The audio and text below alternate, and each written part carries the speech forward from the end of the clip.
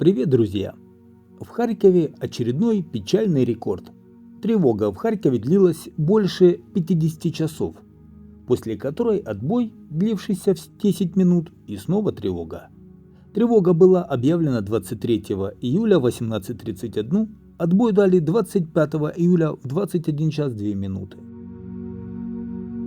Прошлый антирекорд по тревоге был также установлен в июле этого года. С 20 июля она длилась 38 часов. Осенью в Харькове планируют дифференцировать тревоги. По словам мэра Игоря Терехова, тогда люди будут понимать, когда ракеты летят в Харьков, а когда в Харьковскую область. Мэр добавил, что тревоги будут работать даже во время отключений света или блэкауты. Участились обстрелы Харькова и пригорода последние дни. На область сбрасывают кабы, прилетает российское РСЗО. И все это ощутимо в городе. Везде пишут и говорят, что Харьков железобетон.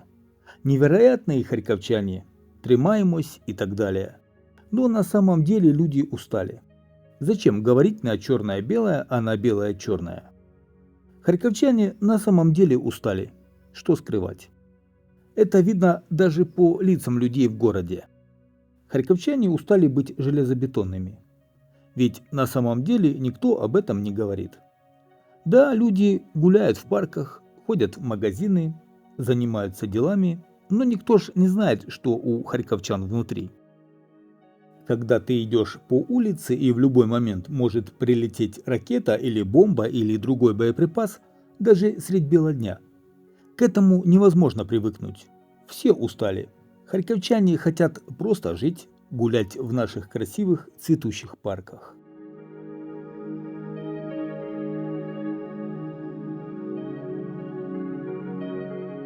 Знаете, все говорят, Харьков зализобетон. А потом прилет и снова Харьков зализобетон. И так уже 2,5 года. От области приграничных районов там уже ничего не осталось. Липцы просто выжженная земля. Волчанск превращают в город-призрак. Купянску и окрестностям тоже достается немало. Весь Дергачевский район, пригород Харькова, постоянно под российскими обстрелами.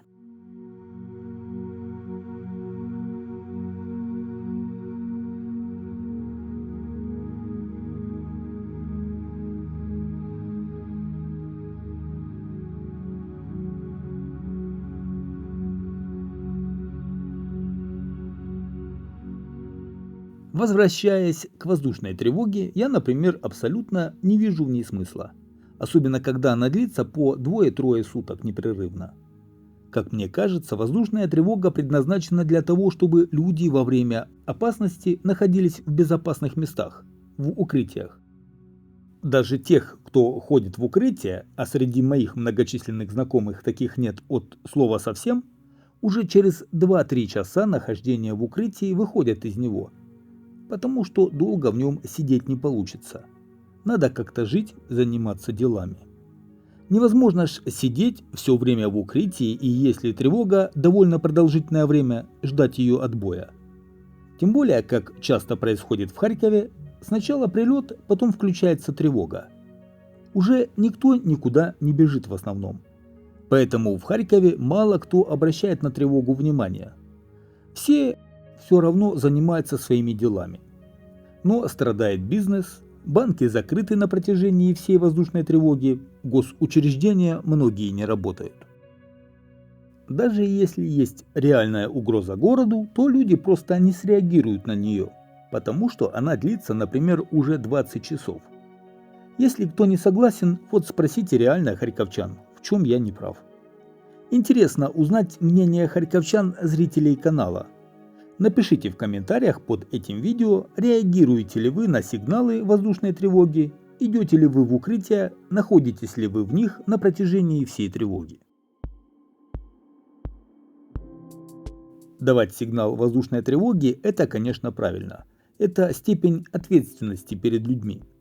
Но в бесперерывной ее продолжительности, как мне кажется, нет смысла.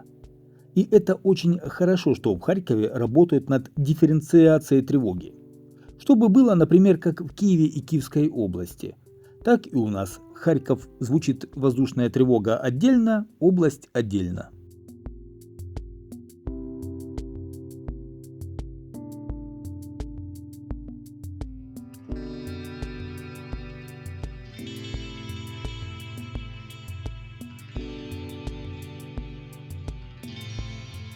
А тем временем известный исторический дом с градусником продают. Фонд госимущества в Харьковской области выставил на аукцион здание с градусником на улице Сумской. Начальная стоимость 839 тысяч гривен. Торги начались 25 июля и завершатся 15 августа. На следующий день состоится аукцион.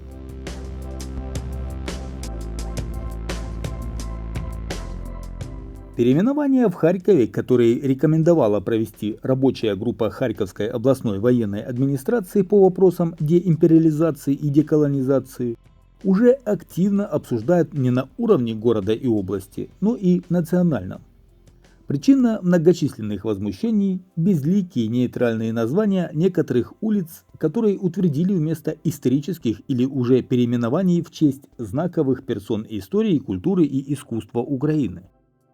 Безликими названиями, которые предлагают внести в топонимику Харькова, возмутились депутаты городского и областного советов, а также главред «Исторической правды» Вахтанг Кипиани.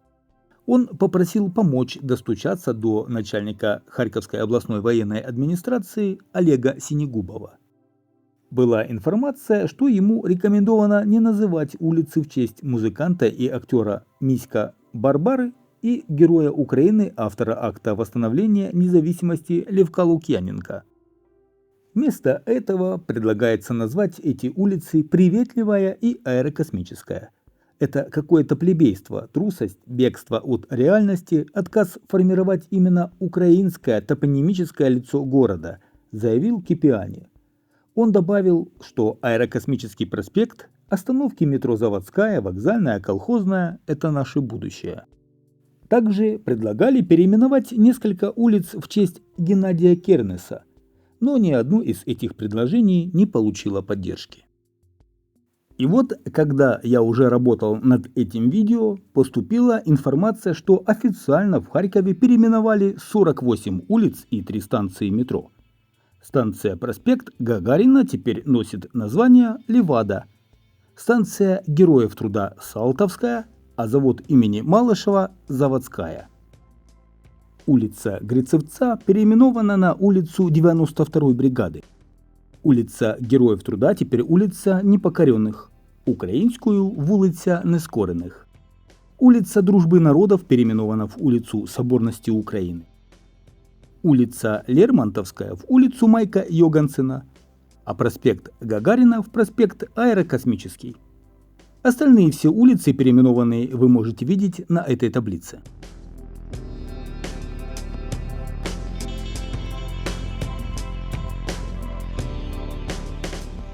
С 18 по 24 июля в городе Харькове родилось 75 детей. По данным Департамента здравоохранения, среди новорожденных 40 мальчиков и 35 девочек, в том числе по одному близнецу, мальчику и девочке. Всего с начала войны в Харькове родилось 5736 детей.